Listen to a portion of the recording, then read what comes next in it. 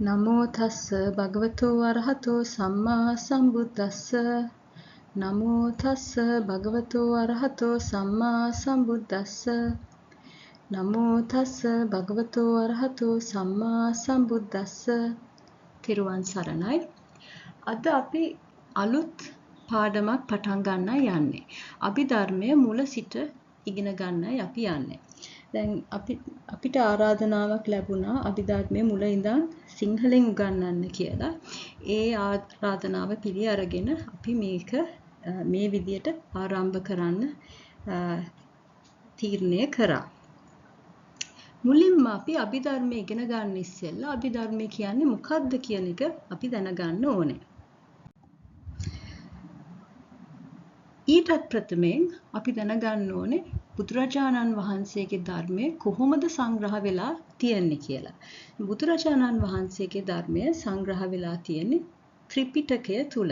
පාලියෙන් කියනවා නම් ඒකට ත්‍රිපිටකය කියලා තමයි කියන්නේ. මෙතන වචන දෙකක් එකතු වෙලා තමයි මේ වචනේ හැදිලා තියෙන්නේ.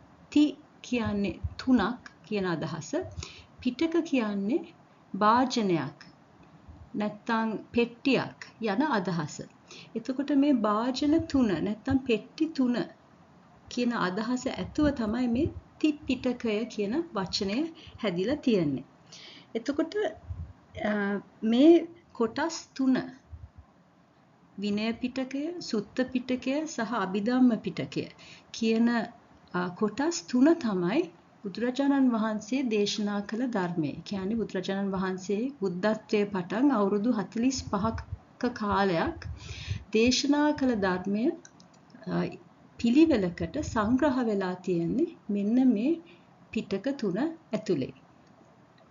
අපි මුලින්ම මේ පිටක තුන එකින් එකට මොනවාද කියලා අඳුරගමු.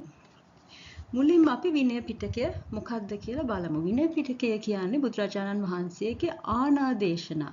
ආනාදේශනා කියන්නේ අනකිරීම වශයෙන් පනවපු දේශනා. එතකොට මේ බුදුරජාණන් වහන්සේ මේ පැනවීම සිද්ධ කරනු ලබන්නේ භික්ෂූන් වහන්සේලා සහ භික්ෂුණීන් වහන්සේලා කියන සංඝ පිරිස උදෙසා තමයි මේ ශික්ෂාපද පැනවීම සිද්ධ කරන්නේ. එතකොට බුදුරජාණන් වහන්සේ බුද්ධත්වයෙන් වසර 20ක් ගියාට පස්සේ තමයි මුලින්ම විනය ශික්ෂාපදයක් පනවලා තියෙන්නේ. ඒ කියන්නේ බුද්ධ ශාසනයේ මුල කාලේ ඉඳන්ම විනය පිටකයක් තිබුණ නැහැ. මුලින්ම හිටපු ශ්‍රාවකයන් ගේ අතින් එහෙම අඩුපාඩුවක් සිද්ධ වෙලා නැහැ. ඒ නිසා විනය පැනවීමක් කරන්න අවශ්‍යතාවයක් ඒ කාලේ තිබිලා නැහැ. ඒතර සාමාන්‍ය බුදුරජාණන් වහන්සේ යම් කිසි දෙයක් ශික්ෂාපදයක් පනවනවා නම් ඒක කිසිම හේතුවක් නැතුව පනවන්නේ නැහැ. යම් කිසි හේතුවක් යම් කිසි කාරණාවක් හේතු කොටගෙන තමයි විනය පැනවීමක් සිද්ධ කරන්නේ. එතකොට මුලින්ම භික්ෂුන් වහන්සේ නමක් විසින් විනයට ප්‍රතිවිරුද්ධ නැත්නම් විනයට ගැළපෙන්නේ නැති ක්‍රියාවක් කිරීම මුල් කරගෙන තමයි පළවෙනි ශික්ෂාපදය පැනවීම සිද්ධ කරේ. එතකොට ඒ පැනවීම සිදු වුණේ බුද්ධත්වයෙන් වසර 20ක් ගියාට පස්සේ. ඊළඟට එතෙන් පටන් ඒ භික්ෂුන් වහන්සේලාගේ ක්‍රියාකලාපයන් අනුව යම් යම් විනයට පටහැනි වගේ දේවල් සිද්ධ වුණාම තමයි බුදුරජාණන් වහන්සේ විසින් ඒ විනය ශික්ෂාපද පනවලා තියෙන්නේ. එතකොට මේක එක දවසේ පනවපු දෙයක් නෙවෙයි, කාලයත් එක්ක ඒ බුදුරජාණන් වහන්සේගේ ඒ ඉතුරු වසර 25 තුලදී පැනවපු ශික්ෂාපදයන් එකතු කරලා තමයි මේ විනය පිටකය හදලා තියන්නේ. කියන්නේ ඒක රැස් කරලා මේක සංග්‍රහ කරලා තියන්නේ. ඊට පස්සේ සුත්ත පිටකය ගත්තම සුත්ත පිටකයේ තියෙනවා බුදුරජාණන් වහන්සේගේ බුද්ධත්වයේ පටන් වසර 45 පුරාවට විවිධ අවස්ථාවලදී විවිධ පුද්ගලයන් අරබයා විවිධ හේතු කාරණා කොටගෙන දේශනා කරපු එක් කුඩා ධර්ම කොටස්. ඒතර සුත්ත පිටකයේ ඒ ඒ පරිච්ඡේද නැත්තම් ඒ ධර්ම සංග්‍රහ කරලා තියෙන යම්කිසි ක්‍රමයකට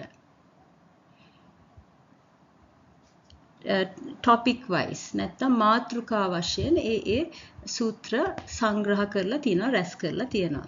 ඒතර සූත්‍ර පිටකයේ තියෙනවා දීඝනිකාය, මජ්ක්‍ධිම නිකාය, අංගුත්තර නිකාය ආදී වශයෙන් තවත් අනු කොටස් කීපයක් තියෙනවා. ඊළඟට අපි එනවා අභිධම්ම පිටකය. අභිධම්ම පිටකය තමයි දැන් අපි ඉගෙන ගන්න යන අභිධර්මය එක් රැස් වෙලා තියෙන්නේ.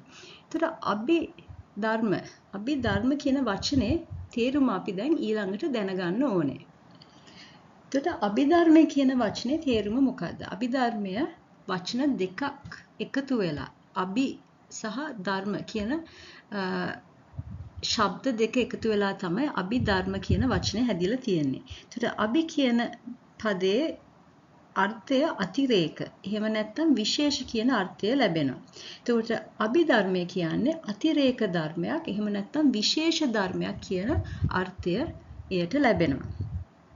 එතකොට බුදුරජාණන් වහන්සේ මේ අභිධර්මය නැත්නම් මේ අභිධර්මය කවදද බුදුරජාණන් වහන්සේ විසින් දේශනා කරේ මේක කවදද මේක බුදුරජාණන් වහන්සේ මෙනෙහි කළේ කියලා ගත්තොත් බුද්ධත්වයෙන් 4 වෙනි සතියේ ධම්මසංගණි ප්‍රකරණයේ පටන් සත්ත ප්‍රකරණය කියන්නේ ඒ අභිධම්ම පිටකයට අයත් පොත් 7 හතේ තියෙන ධර්මතාවයන් මෙනෙහි කළා කියලා අත්තසාලිනී කියන ධම්මසංගණි ප්‍රකරණ අටුවාවේ සඳහන් වෙලා තියෙනවා. එතකොට පළමුවෙන්ම මේ බුදුරජාණන් වහන්සේ මේක දේශනා කළා තියෙන්නේ. එහෙම නැත්නම් මේක මුලින්ම ලෝකයට දේශනා කරලා තියෙන්නේ 7 වෙනි වස් කාලයේදී. ඒකත් අපේ මනුෂ්‍ය ලෝකයේ මිනිසුන්ට නෙවෙයි ඒක දේශනා කරලා තියෙන්නේ තව්තිසා දෙව්ලොව දෙව් බඹුන්ට. එතකොට මේක ඇයි බුදුරජාණන් වහන්සේ දෙවියන්ට දේශනා කළේ? ඒකට හේතුව අභිධර්මය කියන්නේ සූත්‍රයේ පිටකය වගේවත් විනය පිටකය වගේවත් නෙවෙයි. ඒක මුල ඉඳන් අග වෙනකන් එකම එක දේශනාවක්. මේක මුල ඉඳන් අග වෙනකන් එක දිගට ගලාගෙන එකම දේශනාවක්. එතකොට මේ වගේ දේශනාවක් කරන්න මනුස්ස ලෝකයෙන් ගත්තොත් මාස 3ක් යනවා. එතකොට මිනිස්සුට ඕක දේශනා කරන්න ගියොත් මිනිස්සුට එක ඉරියව්වෙන් මාස 3ක කාලයක් ඉඳන් ඉන්න බෑ. හැබැයි දිව්‍ය ලෝකේ එහෙම නෙවෙයි. මනුස්ස ලෝකයට වැඩිය කාලය අතින් ගොඩාක් දීර්ඝ කාලයක් වෙනවා එහෙ දවසක්. මෙහෙ දවසකට සාපේක්ෂව. එතකොට මාස 3ක් කියන්නේ ඊටාම කෙටි කාලයක් දිව්‍ය ලෝකෙ. විනාඩි 9ක් වගේ සුළු කාලයක් තමයි ඒක ඒ ලෝකේ ජීවීන්ට දැනෙන්නේ. ඒ නිසා තමයි බුදුරජාණන් වහන්සේ මාතෘ දිව්‍ය රාජ්‍ය ඒ කියන්නේ මහා මායා දේවිය කලුරිය කරලා තව්තිසා ලෝකේ ඉපදිලා තියෙනවා මාතෘ දිව්‍ය රාජ්‍ය ලෙස. එතකොට මවට කරන ගරු කිරීමක් සැලකීමක් වශයෙන් තමයි මේ දේශනාව සිද්ධ කරලා තියෙන්නේ තව්තිසා දිව්‍ය ලෝකේ. එතකොට මේක ශ්‍රවණය කරලා තියෙන්නේ තව්තිසා දිව්‍ය ලෝකේ ඇතුළු දිව්‍ය රාජවරුන් සහ බ්‍රහ්මයන් තමයි මේක ශ්‍රවණය කරලා තියෙන්නේ. දැන් කෙනෙක් හිතන්න පුළුවන් බුදුරජාණන් වහන්සේ එහෙමනම් මාස 3ක් එක දිගට මේ ධර්ම දේශනාව කළේ කොහොමද කියලා. එතකොට ඒක සිද්ධ වුණේ මෙහෙමයි. බුදුරජාණන් වහන්සේ ධර්මයේ දේශනා කරලා පිණ්ඩපාතය ශාරීරික අනිත් කෘත්‍ය කර ගැනීම සඳහා උතුරු කුරු ප්‍රාන්තයට වැඩම කරනවා දිනපතා. එතකොට ඒ වැඩම කරන කාලයේදී බුදුරජාණන් වහන්සේ අදිෂ්ඨාන බලයෙන් බුද්ධ රූපයක් මවලා ඒ දේශනා කරන්න අවශ්‍ය ධර්ම කොටාශය දේශනා කරන පරිදි අදිෂ්ඨාන කරලා තමයි පොළවට වඩින්නේ ඒ පිණ්ඩපාත ආදී කටයුතු කිරීම සඳහා. එතකොට අනෝතත්ත කියලා විලක් තිබිලා තියෙනවා. ඒ විලට වඩිනවා ඒ දිවා විහරණය සඳහා. ඒ අවස්ථාවේදී සාරිපුත්ත තෙරුවන් වහන්සේත් එතෙන්ට වැඩලා බුදුරජාණන් වහන්සේ විසින් ඒ දවසේ අභිධර්මයේ මොන ධර්ම කොටාශ දේශනා කරාද කියලා මාතෘකා වශයෙන් සාරිපුත්ත රහතන් වහන්සේට දේශනා කරා කියලා තමයි ධම්මසංගණී අට කතාවේ සඳහන් වෙලා තියෙන්නේ. එතකොට සාරිපුත්ත අගසව් රහතන් වහන්සේ කියන්නේ ඊටමත් ප්‍රඥාවන්ත රහතන් වහන්සේලා අතරින් අග්‍ර රහතන් වහන්සේ නමක්. එතකොට උන්වහන්සේට බුදුරජාණන් වහන්සේ කෙටියෙන් මාතෘකා වශයෙන් දේශනා කරන ධර්මය ඉතා දීර්ඝ ලෙස විස්තර වශයෙන් දේශනා කිරීමේ හැකියාවක් තිබිලා තියෙනවා. එතකොට උන්වහන්සේ තමන්ගේ 500ක් වූ ශ්‍රාවකයන් වහන්සේලාට ඒ එදිනෙදා බුදුරජාණන් වහන්සේ කෙටියෙන් දේශනා කරන ධර්ම කොටාසයන් ඒ ශ්‍රාවකයන් වහන්සේලාට දේශනා කරා කියලා තමයි ධම්මසංගණී අටුවාවේ සඳහන් වෙලා තියෙන්නේ. අභිධර්ම පිටකයට ප්‍රකරණ නැත්නම් ග්‍රන්ථ 7ක් අන්තර්ගත වෙනවා. මුලින්ම ධම්මසංගණී ප්‍රකරණ, විභංග ප්‍රකරණ, ධාතු කතා ප්‍රකරණ, පුද්ගල පඤ්ඤාති ප්‍රකරණ, කතාවත්තු ප්‍රකරණ, යමක ප්‍රකරණ සහ අන්තිමට 7 වෙනි ප්‍රකරණය තමයි ප ဋ ාණ ප්‍රකරණය. ඒතර මේ ග්‍රන්ථ 7 ඇතුළත තමයි අභිධර්මය සංග්‍රහ වෙලා තියෙන්නේ. එතකොට අපි මුලින්ම අභිධර්මයේ ඉගෙන ගන්න යනකොට බුදුරජාණන් වහන්සේ දේශනා කරලා තියෙන්නේ ධම්මසංගණී තමයි පළවෙනි පොත. නමුත් ඒකේ තියෙන ධර්මතාවයන් අවබෝධ කරගන්න තරමක් අපහසුතාවයක් එන්න පුළුවන්. ඒ නිසා අපි සාමාන්‍ය ධම්මසංගණී ප්‍රකරණයට පිවිසෙන්න ඉස්සෙල්ලා පරිශීලනය කරන පොත් කීපයක් තියෙනවා. ඒකට මූලික වෙන්නේ අභිධම්මත්ත සංඝා කියලා ආචාර්ය අනුරුද්ධ ස්වාමින් වහන්සේ නම විසින් රචිත පොත තමයි අපි ප්‍රධාන වශයෙන් භාවිතා කරන්නේ.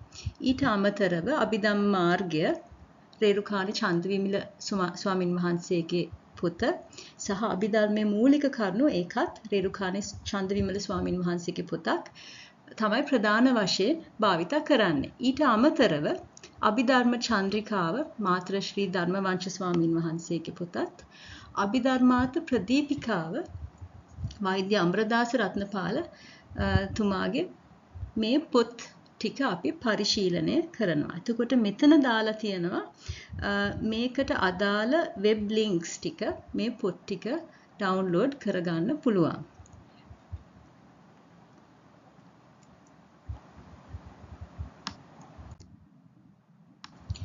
එතකොට අභිධර්මය කියන්නේ ඇත්තටම කුමක්ද? අභිධර්මය කියන්නේ සූත්‍ර දේශනාවන් වලට වඩා ගොඩක් වෙනස්. ඒකට හේතුව තමයි සූත්‍ර දේශනාවන් බුදුරජාණන් වහන්සේ කරලා තියෙන්නේ සම්මුතිය පදනම් කරගෙන. සම්මුතිය කියන්නේ අපි සාමාන්‍යයෙන් මේ දකින ගස් ගල් මිනිස්සු සත්තු ආදී වශයෙන් අපි සම්මුති වශයෙන් නම් තබාගෙන මේ ජීවත් වෙන ලෝකේ තියෙන නම් භාවිතා කරගෙන කරනු ලබන දේශනාවන් තමයි සම්මුති දේශනාවන් කියන්නේ. හැබැයි අභිධර්මය ඊට වැඩිය ගොඩක් වෙනස්. අභිධර්මය කියන්නේ පරමාර්ථ ධර්මයන් ඇතුළත් දේශනාවක්. එතකොට චිත්ත, සිත්, චෛතසික, සිතුවිලි, රූප, නිබ්බාන කියන පරමාර්ථ ධර්ම කොටස් 4 උපයෝගී කරගෙන තමයි අභිධර්මය කියන දේශනාව සිද්ධ කරලා තියෙන්නේ. එතකොට මේ පරමාර්ථ ධර්ම කියන්නේ මොකද්ද? පරමාර්ථ ධර්ම කියන්නේ ඇත්තටම තියෙන දෙයක්. තව දුරටත් කුඩා කොටස් වශයෙන් බෙදන්න බැරි ඒ ස්වરૂපයෙන්ම තියෙන දේවල් තමයි පරමාර්ථ ධර්ම කියන්නේ. දැන් අපි උදාහරණයක් වශයෙන් ගත්තොත් ගසක් ගත්තොත් ඒ ගස තවත් කුඩා කොටස් වලට බෙදන්න පුළුවන්. එහෙම බෙදලා අවසානයේ ඉතිරි නැතුව බෙදීමට ලක් වෙන කුඩාම කොටස් තියෙනවා. අන්න ඒ කොටස් තමයි මේ පරමාර්ථ ධර්ම කියලා හඳුන්වන්නේ. ඒතර ගස විතරක් නෙවෙයි ජීවීන් මිනිස්සු මේ පරිසරයේ තියෙන හැම දෙයක්ම ඒ වගේ කුඩා අණු කොටස් වලට බෙදලා ලැබෙන තව දුරටත් නොබෙදිය හැකි කොටස් තමයි මේ පරමාර්ථ ධර්ම කියලා හඳුන්වන ලබන්නේ.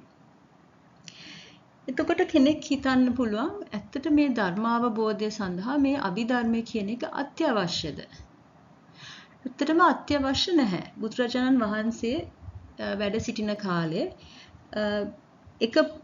එක ගාථාවක් අහලා එහෙම නැත්නම් පද කීපයක් අහලා අරහත් භාවයට පත්වෙච්ච ශ්‍රාවකයන් ගැන අපි අහලා තියෙනවා. හැබැයි ඒක එක දවසින් වෙච්ච සිද්ධියක් නෙවෙයි. ඒ ශ්‍රාවකයන් භව කීපයක් පුරාවට පාරමිතා පුරාගෙන ප්‍රඥාව වඩලා ඇවිල්ලා තමයි මේ බුදුරජාණන් වහන්සේ සම්මුඛ වෙලා ඒ ධර්මයේ දේශනා කරන මොහොතේ ඒ ධර්මාවබෝධය ලබන්නේ. එහෙම නැතුව අහම්බෙන් ඒ පුද්ගලයා මේ බුදුරජාණන් වහන්සේගේ බණපද කීපයක් අහලා රහත් වුණා කියන සිද්ධාන්තේ නෙවෙයි එතන සිද්ධ වෙලා තියෙන්නේ.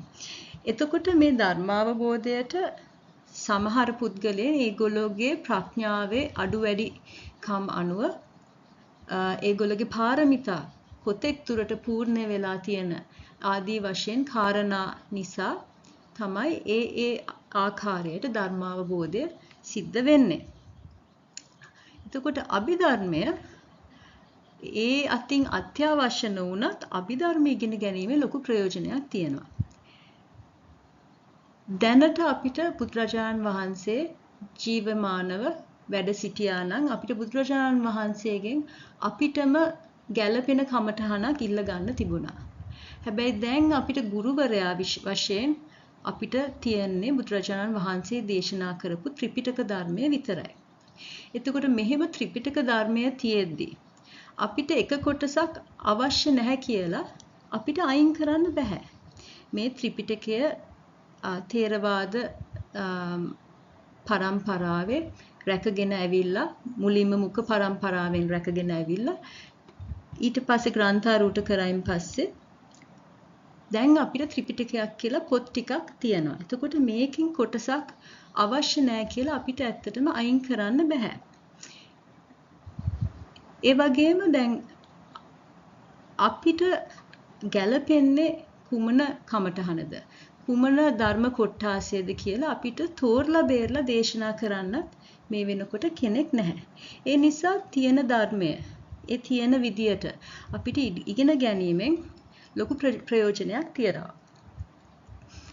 ඒ වගේම භාවනා කරන්න ගියාමත් විශේෂයෙන් විපස්සනා භාවනාව කරනකොට සිත ගොඩක් සියුම් වෙනවා.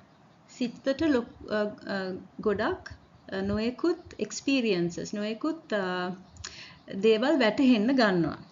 එතකොට ඒ වැටහීම් මේ අභිධර්මය දන්න කෙනෙකුට ගලප ගැනීමේ පහසුවකුත් තියෙනවා. එතකොට අභිධර්ම ඉගෙන ගැනීමේ ප්‍රයෝජන කීපයක් තියෙනවා. ඊට අමතරව සාමාන්‍යයෙන් එදිනෙදා ජීවිතයේදී අපි නොයෙකුත් දේවල් සිතනවා. නොයෙකුත් සිතිවිලි පහළ කරනවා. එතකොට ඒ සිතිවිලි මොනවාද? අපි දැන් හිතපු දේ නිසා අපිට කුසලයක් රැස් වුණාද? අකුසලයක් රැස් වුණාද? එහෙමනම් අපි ඉස්සරහට අකුසල් අඩු කරගෙන කුසල් වැඩි කරගෙන ජීවත් වෙන්නේ කොහොමද?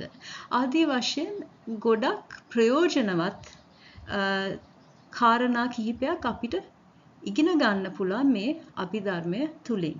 එතකොට ඒ නිසා තමයි අපි අභිධර්මය ඉගෙන ගන්න උත්සාහයක් ගන්න ඕනේ. අභිධර්මය සාමාන්‍යයෙන් සූත්‍රත් එක්ක සංසන්දනය කරනකොට තරමක් අමාරුයි වගේ ගතියක් තියෙන්න පුළුවන්. ඒකට හේතුව තමයි මේක සාමාන්‍ය ලෝකයේ අපි මිනිස්සු ගස්ගල් සත්තු ආදී වශයෙන් සාමාන්‍ය ලෝකයේ භාවිතා කරන වචන නෙවෙයි මේ ධර්ම දේශනාවේ භාවිතා කරන්නේ. එතකොට යම්කිසි අපහසුාවක් අමාරුවක් තියෙන්න පුළුවන් මුලින්ම මේක අහන්න පටන් ගන්නකොට. හැබැයි අමාරුයි කියලා ඒ උත්සාහය අතාරින්න හොඳ නැහැ. අපි තවත් උත්සාහ කරන එක තුලින් අපිට මේ අභිධර්මයේ මනාව වටහා ගන්න පුළුවන් වෙනවා. ඒ වගේම මේ ධර්මයේ තියෙන රසය, රසවත්භාවය, බුදුරජාණන් වහන්සේගේ ප්‍රඥාව කොච්චරක්ද කියලා. ඒ බුදුරජාණන් වහන්සේ පිළිබඳ උන්වහන්සේගේ ප්‍රඥාව පිළිබඳ ශ්‍රද්ධාව වඩා දියුණු වීම සඳහා මේ අභිධර්මයේ ඉගෙන ගැනීම ප්‍රයෝජනවත් වෙනවා. එහෙනම් අපි ඊළඟ දේශනයෙන් අභිධර්ම මාර්ගයේ පළවෙනි පරිච්ඡේදයේ ඇතුළත් ධර්ම කරුණු කතා කරමු. සියලු දෙනාටම තෙරුවන් සරණයි.